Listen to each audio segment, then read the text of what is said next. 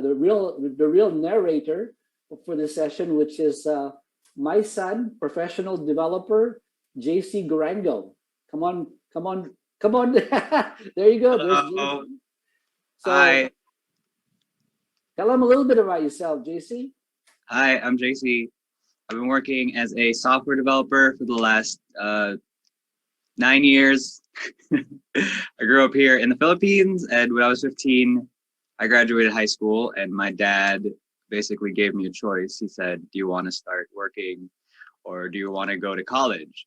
And he knew I was into computers. Growing up, I'd always mess with my IT teacher in school and screw up the computers one way or another. So I guess he just wanted to test me. I took an internship, and to everyone's surprise, I passed just fine, and I got regularized at that company. I worked in that job for a few years before I decided I should try and branch out and freelance on my own and on the side just to make a little extra money. And that side gig ended up making me more money than my job. So I decided to just freelance, just do that, for money. And that's where I'm at now. So now I write software independently, and I work directly with clients. Okay, thanks, JC. I'm glad that you're able to introduce yourself to our audience today. So, as I said, I prepared 6 questions, which are probably the most commonly asked questions for people who are looking to get into IT, to get into programming. So, let me start with the first question, and then I'll go from there. Okay, so first question, what's your typical work day like as a professional developer? Well, a typical day for me probably has me waking up at 12. I could wake up later or earlier like today if I wanted to, but I feel like I'm not really a morning person, and if I wake up afternoon, I don't feel so good. Anyway, I'd get up, and then I would just kind of chill for a bit, try to defrost. I'll drink some coffee. Like every night, I make some cold brew coffee to drink when I wake up, and I don't know, maybe play with my cats. And after a little bit of reading or watching videos, I'll do some programming for 3 or 4 hours, something like that. And then after that, I might take a break. I mean, usually my workday also consists of other things. Like I do have to sometimes meet with people or talk to clients, that kind of thing. But yeah, I'll work for 3 or 4 hours. I'll take a little break to maybe play some video games or work on some of my hobbies or play with my cats. And then after an hour or so, I'll go back to work for a few more hours, and then I'll call it a day and spend the rest of the evening playing with my friends or hanging out with my fiance. Of course, sometimes I do end up taking a really long break, and I have to spend the rest of the evening working to get something done. But it's really up to me how I want to manage my time, as long as I'm around to chat and people aren't upset that things aren't getting done. So it seems like you have a fairly varied work day, which usually starts at a little afternoon, and you could probably go quite late in the evening, and sometimes maybe early in the morning, which is, I think, typical of a lot of programmers. They do their best work at night.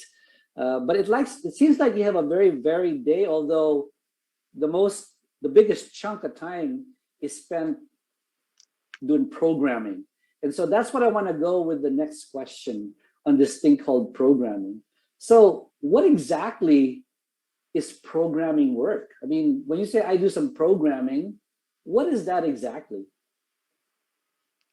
Well, so a lot of the people here, probably think that programming is coding, actually writing code, which, yeah, I mean, you do code, you do have to code to program, of course. But that's a lot like saying playing guitar is just playing the right notes in the right order, or saying that speaking is saying the right words in the right order. It's a lot more than that. What programming is to me is codifying the real world, which is messy and unpredictable, into a system that's easy to understand for people and easy to interact with. The best software in the world is totally transparent. Like you shouldn't even know that it's there, that there's some piece of technology doing something for you. So the best software developers in the world have to have this really deep understanding of the needs of the people that they're writing the software for. And they also need to have the problem solving skills to solve those problems using, well, software systems. And so it's really just like solving word problems all day, except they're like actually real scenarios, if that makes sense. So it's about problem solving more than anything else, it seems. Yeah. You see, and when you talk about problem solving, does that mean that you have to be a whiz at mathematics? Not necessarily. You can also just be kind of good at thinking through problems in general, just like talking through them, and you yourself could still be a programmer. It's not all about math. There's some algebra to it. It's more about logic, problem Yeah. solving logic than math, right? Because some people think that you have to be a whiz at calculus or something like that to be a good programmer. And it sounds like no, you don't have to be. You do for some industries. If you're mapping statistics or something, definitely you'd want to have some kind of background in mathematics. But like a lot of the systems that I write are like HR or like trying to sell services, e-commerce. So like I don't, you generally don't need to know a lot of math for that. Okay. Let's move on to our third question. The third question is, so anybody here who is looking to get into IT, they want to get into the IT industry. Does that mean that if you want to get into IT, you have to be a programmer? Does someone have to be a programmer to get into the IT industry? Well, I would say no matter what industry you're in, I think you can really benefit from at least learning to code. Like I think code is becoming a very fundamental skill, and especially since we're starting to rely more and more on computers to do stuff for us, it'd be good to know what that's doing. Also, like learning to solve problems in a linear fashion, like you would with writing software, is very useful in a multitude of industries. Like, I think anytime somebody uses the term resourceful to mean something like the person is very intuitive with using the stuff that he has to make things work, I feel like that term resourceful says that somebody thinks like a programmer, even though they're not necessarily a programmer. But other than programmers, I mean, there's a lot going on in IT, and there's many jobs that you can do that doesn't actually involve developing the software. For example, QA testing is necessary and important and often overlooked. Like, I, as a software developer, can write some very fancy automated tests and make sure every little corner of the system has like a test that covers it. But nothing can really compare to a human being using your system and getting incredibly frustrated at some of the decisions you've made. Like, you can write a test to make sure that a button does what you think it should do, but you can't write a test to make sure that you think it should do the right thing. Like, some decisions you have to make, and sometimes you're going to get it wrong. And other than QA, there's also people who manage the IT infrastructure. A lot of companies are moving to the cloud now, with AWS and Google and Azure. But somebody is still back there at Amazon or Google, making sure everything is working, making sure all the hardware is connected. I read that Google has a hard drive failure every hour or so. Somebody has to replace those and, cost it and manage the logistics of that and give everybody laptops. There's also many situations where cloud isn't practical, like at a bank or at any kind of government system. So for those scenarios, you need somebody who knows how to put stuff together and make things work. And even if your company uses AWS or Google Cloud or Azure, somebody still has to manage all of that infrastructure. It's not like you just say, here's my software, make it work. It's a job as well, and that's called DevOps. So there's a lot of stuff in IT other than programming, and even other than those, like somebody just has to like talk to clients. Somebody needs to be speaking to them, and you get paid a lot more if you can do that. So it sounds like, JC, that the answer is no, you don't have to be a programmer to get into IT, that there are many other job roles and other career opportunities within the IT industry that does not require you to do programming work, that you don't have to be a programmer.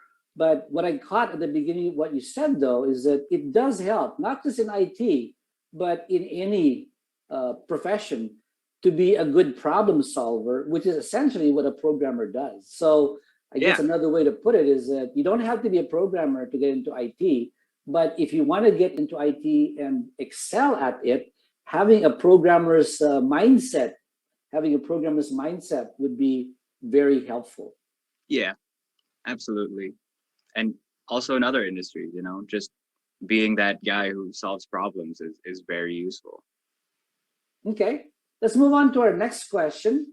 And you've been doing this now, like you said, for 9 years. I've been in the IT industry for over 35 years. But it would be interesting to know, since you've been in it just the last 9 years, when I'm no longer the programmer, but I do other stuff now. In the last 9 years and the time that you've been a professional programmer, what would you say have been the major challenges, the difficulties that you've had to face that you think people should know about before they get into this line of work?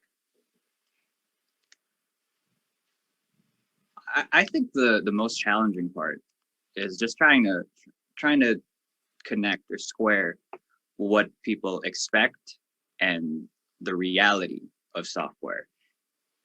Because software breaks, and you can make it so that a software breakdown doesn't like destroy things. You can isolate systems to make sure that this thing doesn't break that thing. But you really can't stop software from breaking sometimes. I mean, we just saw like a few days ago, I think that was last week, that Facebook went down. They're the biggest company, one of the biggest companies in the world, and they hire some of the most intelligent people in the world, and yet sometimes their software just breaks down. And even the software they use at NASA for the Apollo missions, they broke sometimes. And I think the reason is that software and IT in general is a very young industry. It's not like being a doctor or a carpenter where the tools of the trade are standardized and there's standard procedures. Like there's only really one way to do a tracheotomy.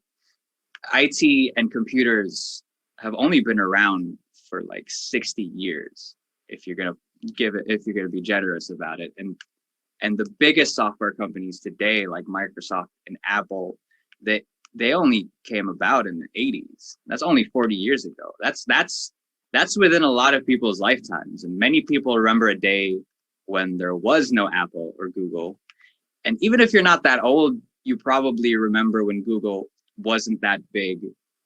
Although now that I think about it, probably a lot of you don't remember a time. I think you're talking about people like me who remember a time when there was no Google, there was no Apple, there was no Microsoft, there was no Amazon. I think most of the people in our audience, JC, don't remember that time because they would have not yet been born. Yeah, but other than being a young industry, it's moving faster than any other industry, and it kind of has to, because there's always new needs for software. There's always like new scenarios where you need to use software. It's like, if you think about something like automation, right? You're constantly making new automations for new processes, and so the tools have to keep evolving. But at a point, it does start to feel like I was a carpenter, and every year they're coming out with a new hammer that for some reason doesn't work with the old nails.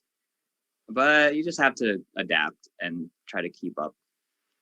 I think a good analogy for the not just the newness, but the rate at which the demand for software is accelerating is kind of when the internal combustion engine, which we use in all transportation, was developed. I mean, that was in the early 1900s, and as soon as they kind of got that going, it became quite apparent that everybody wanted one.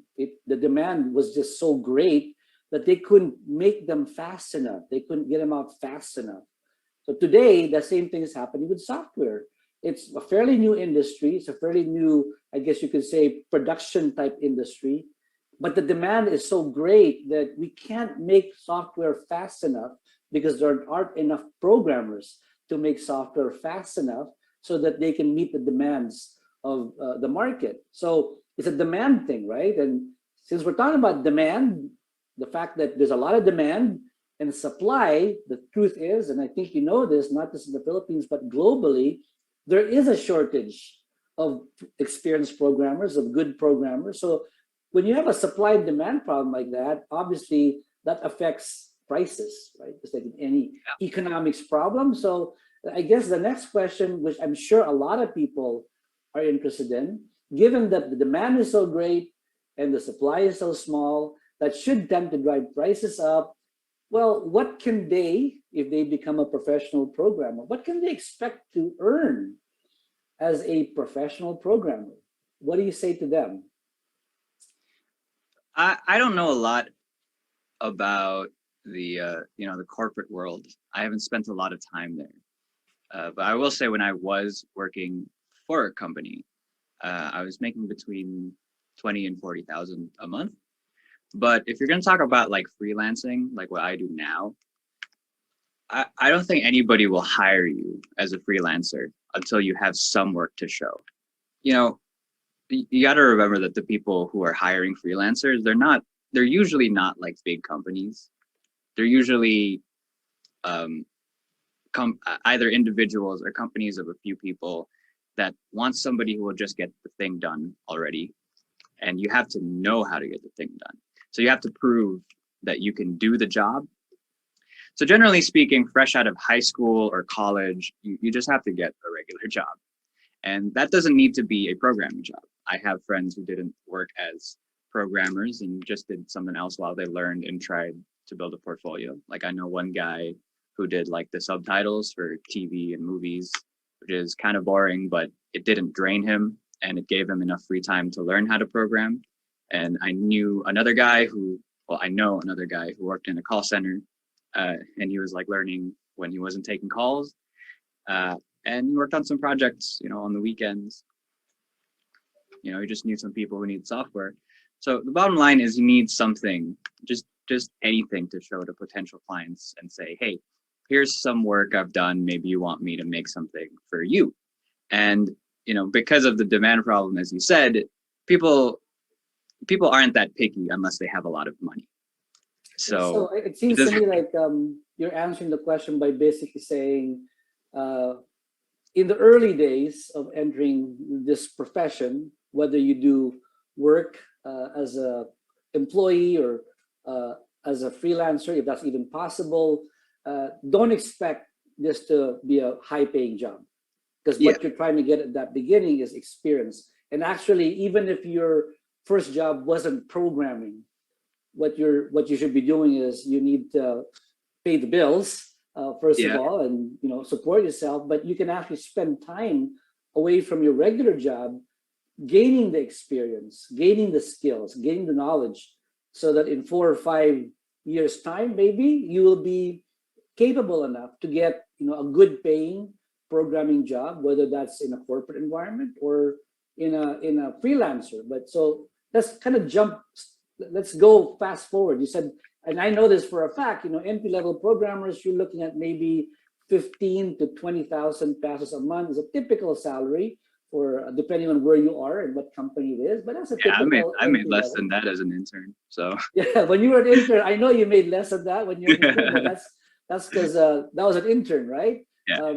But that's entry level. But let's give people an idea what happens later on. Like in your case, you've been doing this for 9 years now. Okay. At about the 5 or 6 year mark in your career, when you were already working as a freelancer, what can people expect to be earning at that point? 5 to 6 years of experience. Okay. So what well when I left the company and started freelancing to start with, I was making like 30,000 for a part-time position. So if I did full-time, I imagine I would have made like 60,000. I had like 4 years of experience. Um, uh, and that's probably just because I was working with foreign clients. I'm not sure how much people here in the Philippines would pay, but that there's a lot of foreign clients. So I don't think you should be afraid like you're not going to get work. After you have even more experience than that, though, especially once you start working with some clients and they start giving you feedback that you can show to other people, you can easily be making 50 to 100,000 a month. And some people are concerned about freelancing because it might be seasonal, and there's not always work to do. And yeah, there's downtime, but I don't think I've ever been out of work for more than a few weeks, except for vacations.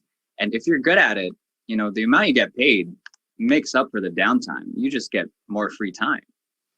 So it sounds like that if you're good at it and you experience 4, 5, maybe 6 years of experience, and you're good at it, and you're able to, I guess, talk to people in a relatively good manner, that making over 50,000, 100,000 in income a month is not unusual. Would that be correct to say? Yeah. Okay. Good. So that gives our audience an idea. If you do this for 5 or 6 years and you're pretty good at it, then there's no reason why you can't be making 6 figures in your monthly income for this. Okay. So we gotta wrap this up real quick now because we're getting close to the end of our session. So let me ask the last question of you before we end, which is, what advice would you give to someone who wants to be a professional programmer? So this is like for our audience right now. They're mostly either high school or just got out of high school, young people, and they're thinking, should I be a professional programmer? And if they say, yes, I want to be a professional programmer, what advice would you give them now that they have not yet begun that career? What should they be doing now? And what advice would you give them to prepare themselves to become a professional programmer? I'd say just go to code.org or codeacademy.com and just try it. They have puzzles, and it'll show you a little bit about what it means to think like a programmer. So see if you like it. You can find out today if software development is for you. There's no barrier to entry. Like, all the tools are free, and the things that aren't free probably aren't worth the money. So yeah, just try it. Go to code.org or codeacademy.com, see if it's for you.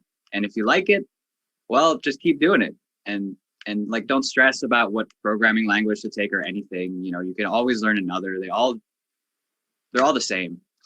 So it sounds like JC, and I happen to share the same sentiment. Getting started as a professional programmer does not mean enrolling in a BS IT or BS computer science degree program. That's not necessarily the way to start, although you can certainly do that. But it sounds to me like what you're saying is that try it out. First of all, determine whether it's something that you enjoy doing. Is it something that you like to do? And you can go to, as you said, code.org or Code Academy and try out the puzzles. They're free. Try out the puzzles there. See if you enjoyed the challenge of solving those puzzles. And if you like it, keep doing it. As JC said, just keep doing it. Okay. Well, thank you very much, JC. Thanks for sharing a bit of yourself and what you do. I'm really proud of my son because basically he's really the only one who's totally followed in my footsteps, become a programmer. And it's been fun seeing him doing that profession, and I can be equally proud of any of you that decide to take this on as a career path for yourself. So thank you very much for listening. As I said, JC will be joining the panel right after this, so you can ask him questions then. In the meantime, thank you for your attention and have a nice day. Goodbye.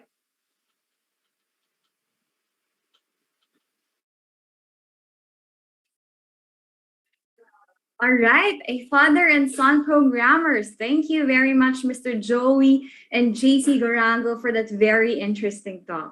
All right, and thank you also for answering some of the questions in our chat box. All right, to manage the time, so our speakers will try their best to answer your questions by replying to the chat box. But kung di man nila masagot, JC is also part of the panel discussion later, so he can address some of the questions sa discussion. All right. Okay, so as mentioned, like yesterday, we want this seminar to be interactive and engaging. So please do share your questions to our speakers about their presentations, their talks, your thoughts, and even messages of support to them. Please go ahead, send them in. So even shout outs or greetings to your colleagues, teachers, professors, go ahead. I-greet namin sila for you guys. So also, we'd love to see your posts on social media, especially sa Twitter. So kung magpo-post man kayo, please use the hashtag Y4it 2021. Alright, guys. So, napansin ko ngayong pandemic, no, mas nauso ngayon ang video games. Tama ba? Sino ba dito ang mga naglalaro ngayon ng online games or video games? Ayan. Alright. Ayan si John, si Jewel Jade, si Irina, si Paul, hi, June Matino, Kyle Fernando, Jamil, si Janine, naglalaro sila. Ayan, si Rick. Hello, Jobert. Naglalaro din si Jobert Laberte, Joshua Lakap. Ayan, ang dami talagang gamers dito sa atin. So, for sure, I'm so sure marami naglalaro dito ng Mobile Legends. Sino familiar sa Mobile Legends? Wild Rift, Call of Duty, League of Legends, Dota 2, and Valorant. At saka marami pang iba, right? Okay, sige. Gusto ko makita sino dito ang naglalaro ng Mobile Legends. Magbigay naman kayo ng smiling emoji. Yes, Genshin Impact. Yeah, naglalaro yung brother ko noon. Si Russell, si Jexter, si Joy, si Mary. They're all playing Mobile Legends. Alright, okay. How about naman ng mga naglalaro ng Wild Rift? Bigay naman kayo ng thumbs up dyan. Wild Rift. Si Sean, si Paul, Angelica, John, si Angelo, si Nars. Hi, Jerome. Nag-stop na raw siya mag-play. Si John Daniel.